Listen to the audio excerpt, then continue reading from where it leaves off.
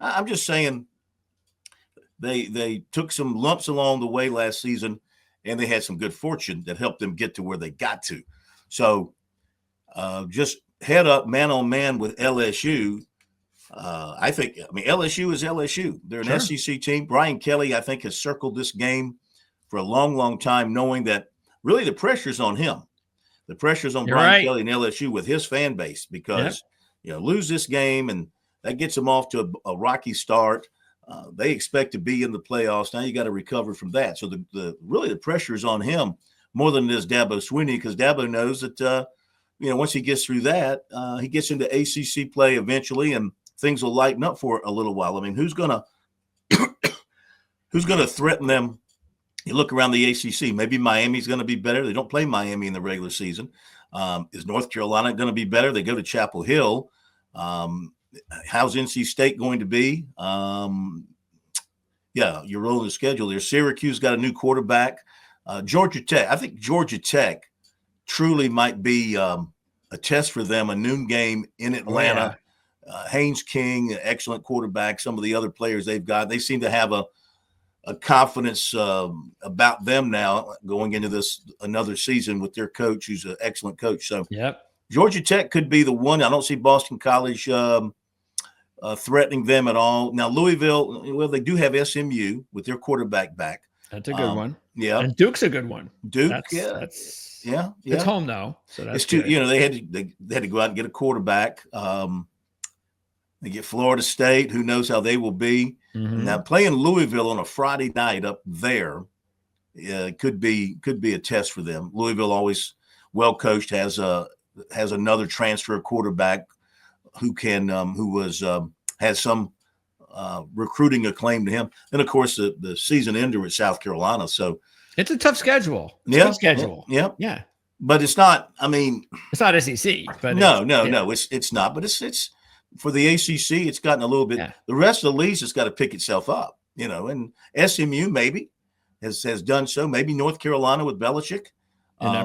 Syracuse was a big surprise last year, but their quarterback's gone. They're starting over at quarterback. In fact, I think they just named their starting quarterback today. I think I saw a tweet on that. So they should be able to navigate most of that without too much trouble. Yeah, the win total kind of surprises me a little bit, but maybe not. I mean, it's 9.5. And so that's telling me, of course, I mean, what last year they lost 3 games, right? Yeah. Okay. Yeah, Georgia, South Carolina, and Louisville. And of course, those. So it's basically saying that they would have just about the same schedule. I mean, the same record. And so I guess it all depends on what you think about Clemson. And again, since I think they're going to be better, and I think even in the ACC, because I do think the ACC, especially the teams that they're facing, will be better. I think because last year was not very good, but I think that I do think, like you said, Georgia Tech's going to be better. Duke's going to be better. These games are going to be, I think, a little bit more tougher than maybe some other people might believe. But in saying that, if I think Clemson is going to be that type of team, then I don't think they're going to lose 3 games again. I think maybe they'll slip a couple of games. Who could be LSU. So that's the question I think you got to say to yourself is, do you believe in Clemson as a potential semifinal championship game team? Because if you don't, then take 9, go with the under. But if you think better of them like I do, then I think you got to take the over. They're a team capable of winning them all. I mean, when you look at them, they're capable of going 12-0 and running the table. They certainly are. But they're also a team that has some holes in them and that could stumble a time or two along the way. So that's why I'm having a hard time, knowing what I know about them and hearing what I hear about them, convincing myself that they're going to run the table. In fact, like I said, I think LSU might get them in that opener. To be honest with you, now when I look at the locals, I'm a little bit more critical than most in looking at Clemson and South Carolina, simply because I don't want to be sucked into all the hype. You can get sucked when you're local and you're reading everything and you're looking at the videos and you can get sucked into the hype. I think a lot of national media, when they're evaluating teams from afar, they get sucked into the hype. They're looking at YouTube videos. They're looking at what's on X, and they see what the teams put out or what the writers from the websites put out, and they buy into it. They get sucked in. I try not to do that. So that's why I kind of look at it, I think, with more of a critical eye, maybe unfairly to some degree. Oh, so that's why I don't assume. It's better than a biased eye. Right. That's why I don't assume in Clemson's case that they're just going to line up and blow everybody out, because they have a punting question. They have a right guard question. They have a safety question. They have a running back question. These are legitimate questions that you should know about if you're analyzing a team and how they're going to do this season, because all those play key roles. If their right guard turns out to be healthy and fine, no problem. If Adam Randall turns out to be the guy at running back and can handle it, no problem. If the punter averages 40 yards a punt, they won't have a problem there, So we'll see how it works itself out. Okay. And have you made a decision on have you made your final prediction yet? For Clemson? Yes. Yeah, I've been sort of hovering around anywhere from 12-0 to 10-2. Okay, so you're over 9.5. Okay. Yeah. I'm still thinking. I haven't said it on my show yet. I may say it tonight when we start breaking things down. I may go with LSU, even with or without the points. I think LSU might beat them straight up in Clemson. 3.5. Yeah, I'm a little bit surprised. 3.5. Nussmeier's a good quarterback. Oh yes. They got one of their transfer receivers is the speedster from Kentucky, who played against Clemson a couple of years ago in the bowl game. No. Starts with a B. BBB. Okay. Yeah. I'll find it. Yeah, look in your LSU depth chart. Yeah. I know you got one. Oh yeah. Here, I'll pop it up right here. I love your depth charts, by the way. They're awesome. So do I. Thank you. They're a great tool. Oh, Barry and Brown. That's it. Speedster. Yep. Really like him. Okay. Their center position or their offensive line. Okay, you got DJ Chester at left guard. You got a couple of transfers in there starting on the offensive line. They got this guy could have a really big breakout. Yeah, he was good. He was good last year for them, I believe. So yeah, LSU's going to be good. They're having a good camp.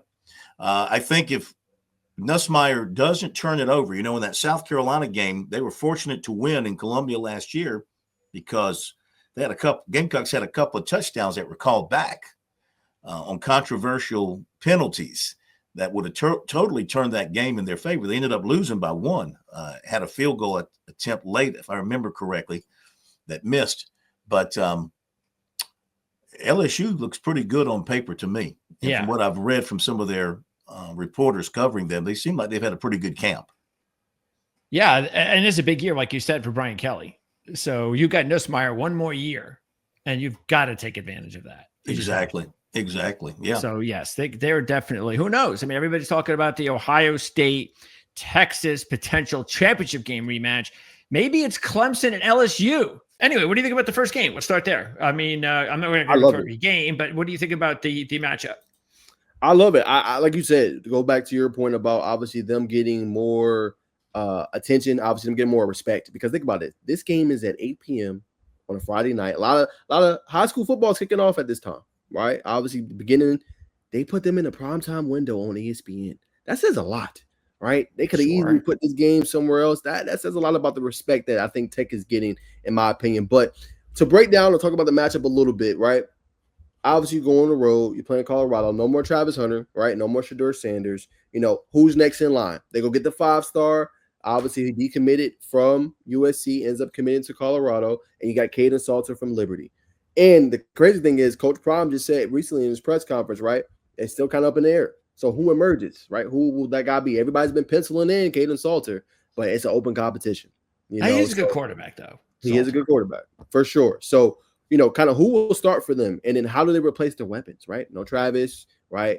I think Will Shepherd is gone as well. No LaJohntay Wester. So who's going to be your next playmakers, And then they lost some guys in the portal on the defensive side of the ball as well. So How do they replace some of that talent? They've been recruiting pretty well in this 25 or 26 class as well, landing some guys. Rodney Colton here from obviously Noonan, obviously landed Preston Ashley. But it's going to be interesting to see defensively how good they would be after losing some pieces. Obviously, saving Riley, who's now at Tech. And last but not least, offensive line. Spearheaded by Jordan Seaton, but Cash Cleveland left for Texas Tech. Will they have enough pieces in the portal to be able to help that part out? But if you're Georgia Tech, you make this easy. Throttle it down. Make them, for 4 quarters, have to stop your rushing attack. Stop the running game. Yeah. Simple. I agree. Because I don't think Colorado can. Exactly. So you throttle them down, and then when they go and they over pursue and they throw 9 in the box, you kill them over top with Malik Rutherford and obviously Dean Patterson and Eric Rivers. Yeah. All right. Let's take a look at the schedule because their win total is only 7.5, but it is minus 150. So they're leaning towards 8.5, but it's 7.5. And let's see if they have 8 wins in them based on the schedule, because the schedule is not as tough as last year, correct? This is a little bit easier to handle. Precipitously easier. Yes. It's not even the same. There's about 3 or 4 make it or break games for them this year compared to like 5 or 6 last year. All right, so we got that game. They're already a road favorite. You've got that. That's an easy one. Well, how about this? Having Clemson already 3rd game of the season, and this one will be a home game. So, yeah, what do you think about this matchup here, week 3? How have they played and fared against Clemson recently? So it's been up and down. Like I said, that one game we talked about, 2023, he threw 4 picks. Like Clemson ran him out of the gym, ran him off the field, right? And Clemson's been they have the power. If you want to know how good you are, it's beating Clemson. Clemson's won 8 of the last 10 ACC championships. Tells you all you need to know. Yep. Clemson has one of their best rosters they've probably had in Dabo Swinney era. I mean, I could break it all the way down, right? Cade Klubnik, they got Gideon Davidson, who's really good, right? TJ Moore, Antonio Williams, Bryant Wesco, right? Defensively, they're bringing back TJ Parker, Peter Woods, Sammy Brown, Avion Terrell, who's considered one of the best cornerbacks. It's a tough matchup, but you can send a statement to the college football world if you win that game at home. And the thing with Coach Key and obviously Georgia Tech, they have a winning record against top 25 opponents at home. So they handle their business when they play these top opponents. We can go back to last year with Miami, number 4 team in the nation. Oh, yeah. They beat them in that game. Yes. Oh, you did. Nice. Oh, yeah. I really, why do you think I had you on? I really like Georgia Tech. I like their team this year. I fell in love with King after the way I saw him play last year, his first year. And I know Texas A&M is probably just shaking their heads about letting him go. But yeah, I get it. He did not play well for Texas A&M, but he was a young kid. But for Tech to be able to get this kid as talented as he is, and now he's blossoming in front of our eyes. I love those dual threats, and he is a legitimate top dual threat.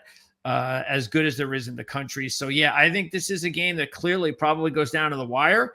And it's just going to be a matter of whether or not Georgia Tech can make the big plays that you're going to have to make if you're going to have that special season.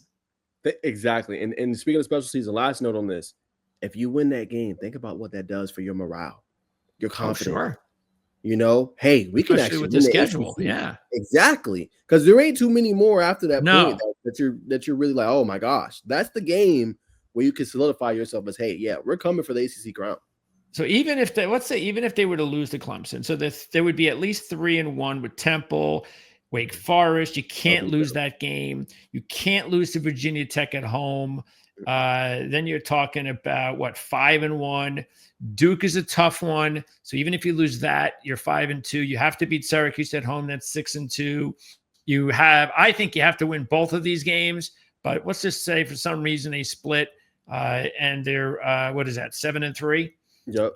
Then these are the last 2 games that you have to beat Pitt to go 8-3. So right there, you're already over now where you need to be in case you lose this Georgia game. And I gave him a couple of losses that honestly, if you're going to have that special season, you can't have. You're going to have to win a lot of those games. And so I think, look, do you want to give up minus 150? No, but I think it is worth it to go over whatever the next number is. If it's 8.5 and you're getting a better number, to look at that. But I think I'd be very, very surprised if they don't win at least 8 games. I'm very surprised. I'm going to go and one up you. I'm going to say 9-10. I do. I think they can beat those teams. I think got no problem with that. Games. Yep, Georgia. Hey, that is your kryptonite. They've won the last. Yeah, because you'd want to win one of those two big ones. You got Georgia, Clemson. You can't go 0-2 against them. You have to win one of those two to have taken that next step. And I could see them doing that. So yeah, exactly. I agree. You do that, you're good. And I think the only team that'll be that a lot of people are sleeping on is Syracuse. That's going to probably be a tough game at home. Out of all these games here, out of all these middle of the road ACC games they're playing, that's the one that you think that's the team to watch. That's the team to watch. Syracuse. Any particular reason?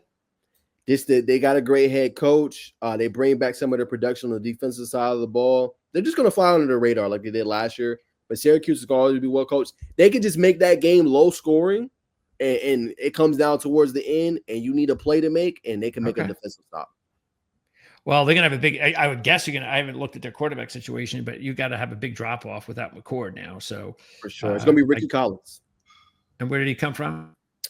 I think he was underneath obviously McCord. So he's just he transferred. Okay. Yep. All right. So there you go. Najeh believes Syracuse might be a nice little ACC sleeper. Middle of the road sleeper, not like Georgia Tech. Georgia Tech is a ACC title sleeper, and they are 12-1 to win the ACC. So they are considered the 5th out of the 5 teams there in the ACC odds wise. Okay, and I also looked up the Heisman. So just in case, let's say Haynes King has a monster game against Clemson. Then he will be on the watch list there, the short list, because he's 90-1 to win the Heisman. So for long shots that probably aren't going to win it, I think he's as good as a long shot as you're going to get. So he's got the games out there. You just got to take care of business against the teams that you're playing. You do have 2 big marquee games that we just talked about. So, hey, screw splitting them. Why don't you beat them both? And there you go. Beat them both, win the Heisman, get to the ACC championship game. And if they get to the ACC championship game, who do you think they would play? If it's not Clemson, who do you think would be, if they don't have a rematch, who do you think is the more than likely? Is it going to be do you think it's really just going to definitely be down to those 4 or 5 teams, including what we talked about, Miami, SMU, Louisville? Yeah, I mean, I think so. Obviously, like I said, middle of the pack kind of sleeper is Syracuse. I just don't see the other teams having enough. I mean, the team I might throw out as a wild card is Pittsburgh. Got a young quarterback, Eli Holstein. That's true. He played well last for the injury. They were 7-0. They were 7-0 at one point. You're right. You're right. Really good defense. They're kind of sleeping on them a lot. That could be a team that can make some noise yet again. Yep, that's not a bad one either. Okay, so there you go. Once again, I didn't look at the national championship odds. I don't want to go that far. Okay, I think I went far enough with the Heisman talk, but because I know we'll have an opportunity to talk during the season. But the Notre Dame game is just going to be I don't even know what the right adjective would be. But it's going to be bloodbath. How about bloodbath? Like okay, I like that. That is going to be a physical bloodbath football game. Notre Dame's going to come down the Hard Rock. They got a new quarterback. They are going to, that Love kid at running back. He is really special. Yes, and they're going to come down and try to pound the football. There's no doubt in my mind, and they still have a pretty good defense. It's good to me. Miami, Notre Dame, opening weekend, August 31st, under the lights at Hard Rock. I mean, that's going to be one of the best games of the year in college football, potentially, I think. And it's going to be a special night in Miami. It's great to start off the college football season in the first week with Texas, Ohio State, Miami, and Notre Dame. Yeah, that gets us right into it. Let's go. Let's go. Let's get there. Notre Dame's a 2.5-point favorite right now. On the road. And as far as Miami, they are take a look at some more lines. They're 9.5 over. That's the win total at plus 135. So even though it's 9.5, the under is minus 160. So It's 9.5 or lower. They're actually, that's the peak there at 9.5. And I was looking at the schedule. So let's pop up the schedule here. I think that's fair. I think it's a fair bar. I really do. Okay. So that would mean, of course, that they'd have to just lose twice during the regular season. And Notre Dame is the big one. Then you've got Florida on September 20th. So Florida is going to want revenge after getting beat up last year, but they get one at home. What do you think is good? What do you think about Florida State this year? I just spoke to some people up in Tallahassee yesterday, and they don't really know what to think. The coaching is going to be better. You got Gus Malzahn running the offense. So the coaching is going to be better, and that they've got athletes in that program. I mean, there's no way they don't. It's just going to be a question whether they could, pull it all together. I can't listen. I think the Miami game at Florida State is going to be a difficult game. It's a rivalry game. You're going to get their best. And, it figures to be one of the tough games of the season. Even when Miami was, at the top of college football, they still always had 4 or 5 games a year that were hanging in the balance in the fourth quarter. I mean, everybody thinks that you're going through college football seasons and not playing tight games. There's too much parity out there, too many good coaches. You look at Miami last year, whoever would have imagined the game that they had, say, at Cal, or the home game against Virginia Tech, or the game at Georgia Tech, the game at Syracuse. You're going to have some tough games in the mix here. And, I think Florida State's got a chance to be one of them. Okay. And then overall, the ACC, I think the ACC is going to be crazy to predict. There's just a lot of possibilities with the ACC. A lot of parity, Greg. A lot of parity. And there's good coaching in the ACC, and there's good quarterbacks in the ACC, and they don't get a lot of respect in this conference. But I think it's better than people think. I really do. I agree. And I think it's going to be a good year for the ACC. Yeah. I mean, you can go even just looking at this schedule. Louisville is going to be strong again. SMU's got a quarterback, so, they're going to be tough. And then you don't know how good Virginia Tech and Pittsburgh can be. Correct. And you got to play them in the road in November. Yep. So again, it is, I understand why some people might say, well, I don't know if they can get over 9, because that means that they'd have to beat a lot of teams here and not slip up. That's the thing that's really been the bugaboo so far in Cristobal's tenure, has been that game you just can't lose. The slip ups, losing the Georgia Tech at home in those fluke circumstances, suddenly not being able to stop the run at Georgia Tech, not being able to defend the pass at Syracuse. Those are things that have slowed down this reclamation of Miami. They've done everything they could do to try to be a more complete team this year. They held the administration gave them the funds to go into the portal and get what they need, and they did the best. They absolutely laid it all out there and have done the best they could to put this roster together. So we'll see. Yeah. So here's the before I let you go. Then, so again, here's the schedule: Notre Dame. Then there's Florida on the 20th. There's Florida State. And there's the rest of the matchups here. Also, let's keep in mind they're the second choice in the ACC at 4-1, just behind Clemson. So they are Vegas believes that they should be in the ACC title game at least, and they're 40-1 as far as the national championship odds. And Beck, by the way, is 22-1 to win the Heisman. Yeah, because look, you got to put it this way: if they're going to be in contention for a championship, then Beck would then have to be one of the top 3 or 4 Heisman candidates, because there's no way that they're going to be in contention for a championship without Beck having a phenomenal season. It begins with a huge game against Miami. They're a 3-point favorite on the road. That's a Sunday night game, the last day of the month of August. That's August 31st. That's going to be huge. They are 12-1 right now as the national champion, and their win total is 10.5. They are plus 125 over, minus 150 under. So even though it's a big number at 10.5, it's still Notre Dame. And when let's take a look at the schedule. So what do you think about the schedule and their win total? What's where are the landmines besides that opening game? Because right after they play Miami, luckily they get a week off to prepare for Texas A&M.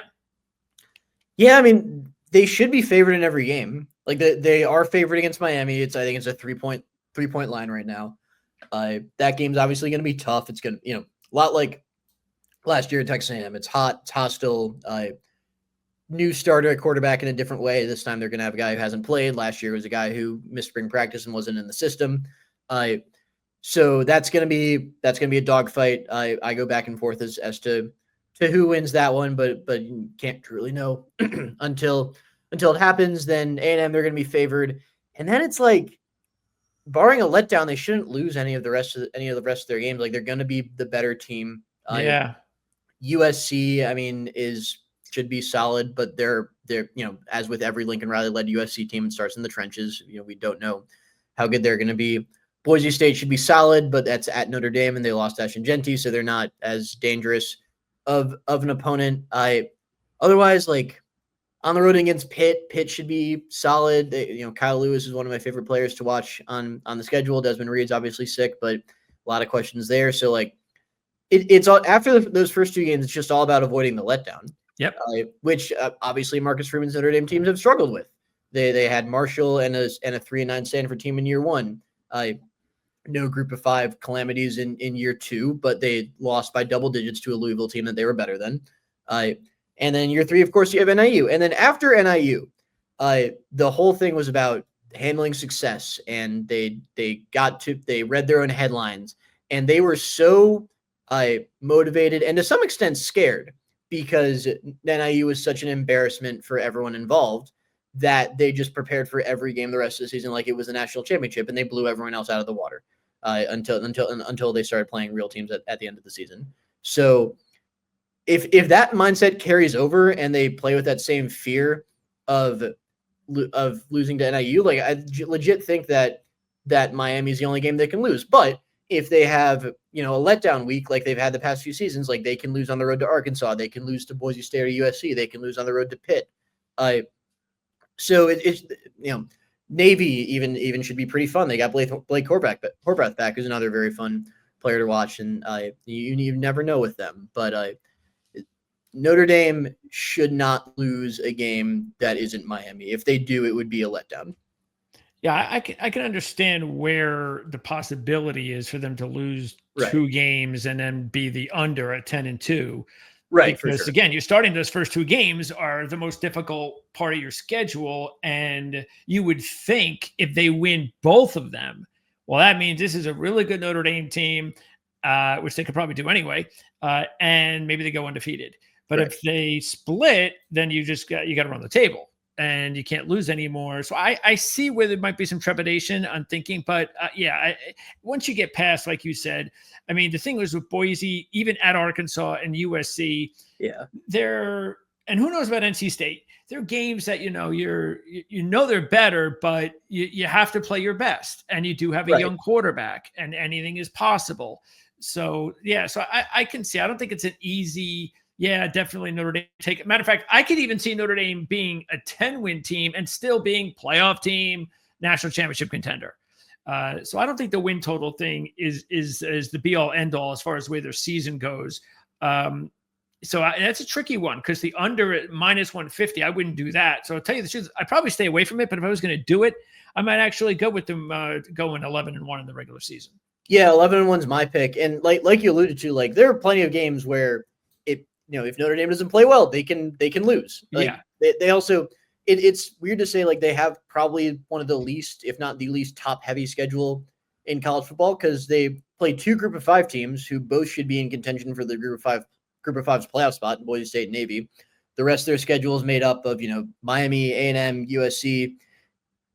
Arkansas is a mid-tier, if not low-tier SEC team. Bunch of mid-tier, if not low-tier ACC teams.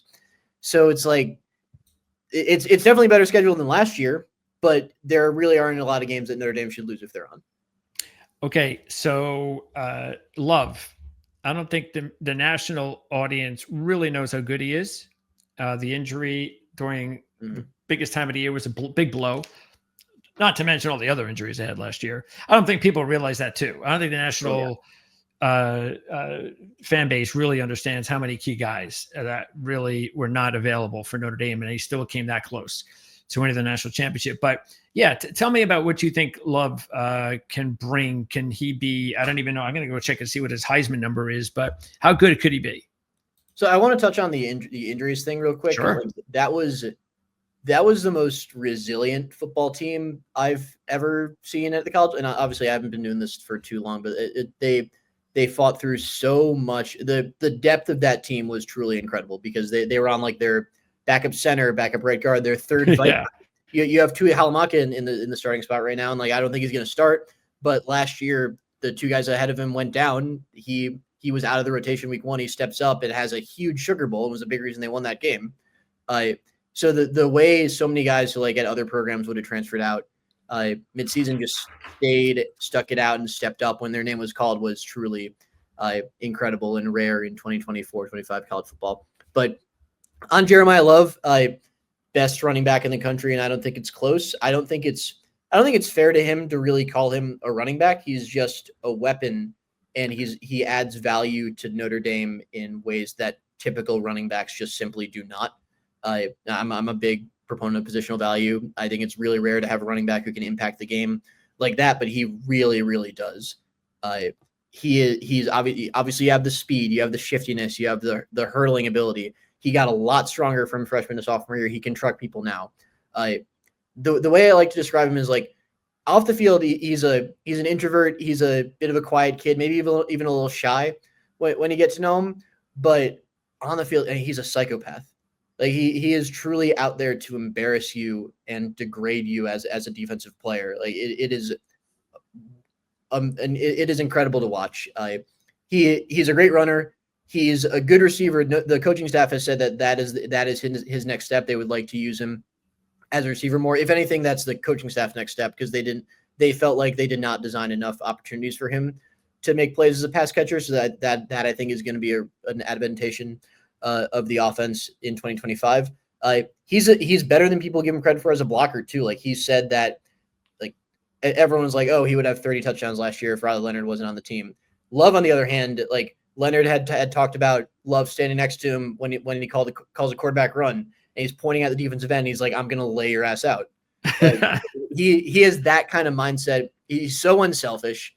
He's not going to win the Heisman because he's not going to get the ball enough. Like he's not going to get an Ashton Genty workload or even close to that, but he doesn't want it. He wants to stay fresh for the long haul. And obviously he suffered an unfortunate injury last year, but he knows that NFL teams like players with more tread on their tires, and B, that there are plenty of good running backs behind him. So he's going to concede carries when on other teams he wouldn't. And that's just the kind of player and person he is. He is so unselfish. He is so good. And he's just a joy to watch play football. Yeah, I was looking at his Heisman numbers, and look, none of the running backs are getting any love. As that's just the norm now, as far as the Heisman Award is concerned. Yes, Genty won it, but look at what Genty had to do in order to win. Right, he touched the ball 350 times. This is crazy. Yeah. And it wasn't like he was a runaway either, where he should have been. So yeah, he's 45-1 Love, and look, if he was 15-1, that's something else. But at 45-1. I'm throwing a few bucks on him. Sure. Because if Jeremiah Love goes out there in those first 2 games, which everybody's going to be watching, and puts together a couple of huge games, a couple of highlight reel type plays, that is what you need to start your Heisman campaign. You have to have those types of early season wow moments in big spots where people remember you, and especially the program, it's Notre Dame. So I think that's worth the wager there. But you're right. Running backs are just so hard, let alone to go back to back. So yeah, I think it'd be really hard, but it is a big number at 45-1. I think it's worth it. So the other thing is like you mentioned, the two big games, opportunities to really make an impact early. Like typically with Heisman moments, voters would prefer to see them late in the season. So and he's not going to get very many opportunities to do that. That's true too. In November. So with that, the fact that he's not going to have probably he's probably going to have like half 60% of Ashton Genty's workload. Yeah.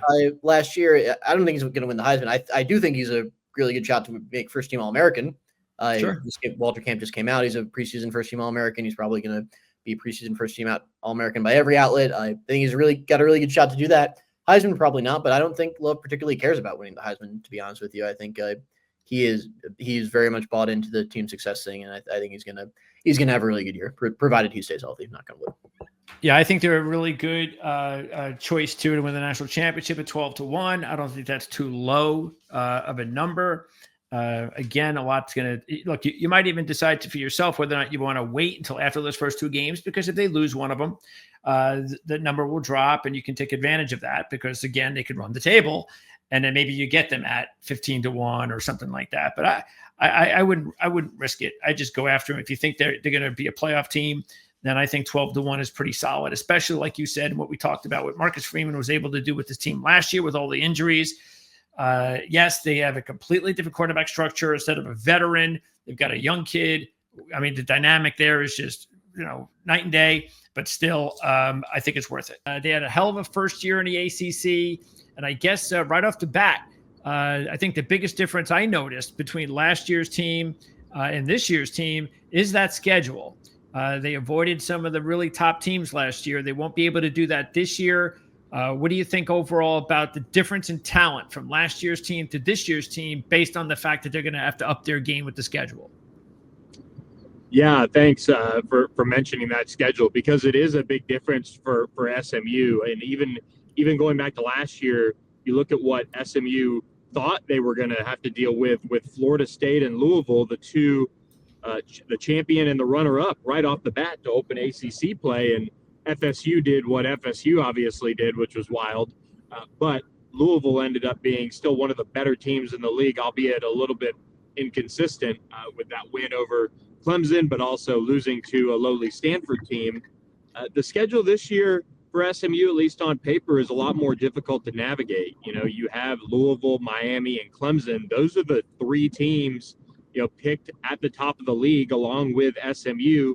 And it's going to be a challenge going into Death Valley to play Clemson in mid-October, a game that if both teams are undefeated, you'd expect a ton of national attention around that. And honestly, the ACC is really, I would say, not necessarily been missing some of that because it's been competitive, but the ACC really needs that game to be an undefeated type of game. They need SMU Miami to potentially be a, undefeated type of game. Those games can really help the league's prestige kind of go up a little bit. I think it's safe to say they're the third best league in the Power Four right now, and they're trying to continue to rise up. SMU's been a part of that with the way they've played since coming into the conference, but you also have Baylor and TCU on that schedule in the non-conference, and that's a difficult challenge. SMU goes up to Boston College, which is turning into a really kind of chippy, nasty game in the early goings of their togetherness of ACC time together. And it's, I think for SMU, just kind of a natural jump up, like we've been seeing over the last couple of years with them as a program. The AA elevated their play. They won that league after Rhett Lashley took them to a bowl game his first year. They won the league his second. They go to the ACC championship game in their first year of the league. Now they face a difficult schedule, or a more difficult schedule on paper. Let's see if they can elevate their game once again and return to Charlotte for another crack at that ACC championship. If they navigate this schedule and make it back to Charlotte, my money's on the Mustangs to actually finish the job this time and grab that championship win in that ACC championship game. Wow. Okay. Well, we're taking a look at the DraftKings odds for the ACC, and SMU sitting there right now as the third choice with Louisville. Of course, Miami getting a lot of notoriety again, and Clemson the clear favorite. We could see why.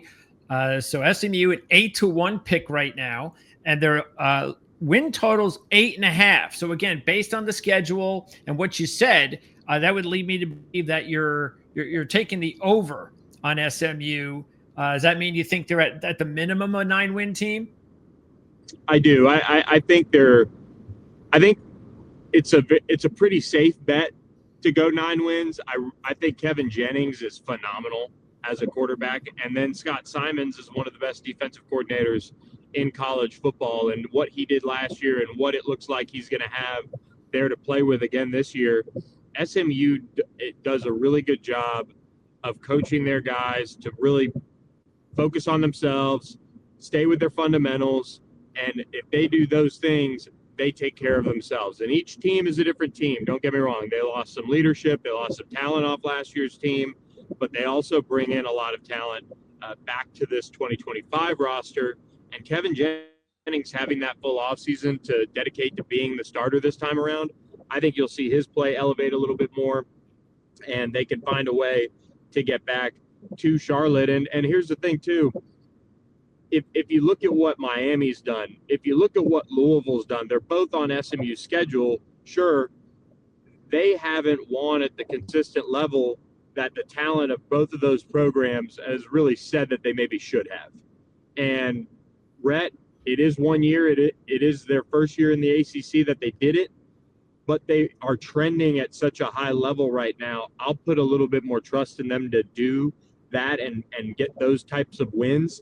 And then if they split one of Baylor and TCU and they maybe take a loss to Clemson in the regular season, they're still looking at a spot in Charlotte. They're still looking at a 10-win season. If they don't get to a 10-win season, it wouldn't be a bad year by any means, but I think with the amount of talent they've at least put on this roster, I think they'd be disappointed.